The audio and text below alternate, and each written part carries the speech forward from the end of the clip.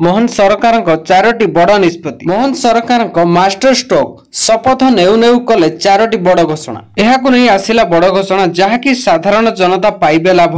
एहाकु नै आम मुख्यमंत्री मोहन माझी कले बड़ घोषणा। श्रीमंदिर चारिद्वार खोलिबा प्रस्ताव पर मोहर।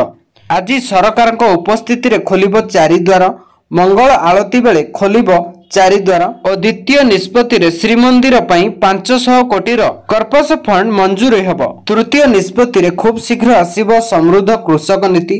धान रे SAP 3100 टंका हेब। 100 दिन रे कार्यकारी सुभद्रा योजना एवं प्रत्येक महिला को मिलिबो 50,000 टंकार भाउचर। मोहन सरकार प्रथम कैबिनेट बैठक रे एपटे चाषी मानक पई खुशी खबर। चाषी को धान रे MXP हेबो 3100 टंका करबा को जाउछंती सरकार। खाली सेतिकी नुहे राज्य रे महिला मानक पई मध्य 50,000 टंका लेखाए पाइबे लाभ। तबे 50,000 टंकार भाउचर मिलिबो और 2 वर्ष समय रहिबो खर्च करिबाकू।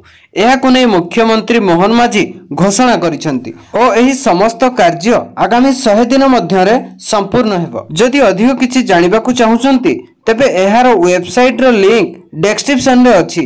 एवं जानंतु कि आज ठारू खोलिबो श्रीमंदिर रो 4टी द्वार। श्रीमंदिर पई 500 कोटी कर्पस फंड एवं खूब शीघ्र आसीबो समृद्ध कृषक नीति और 100 दिन मध्य कार्यकारी हेबो सुभद्रा योजना।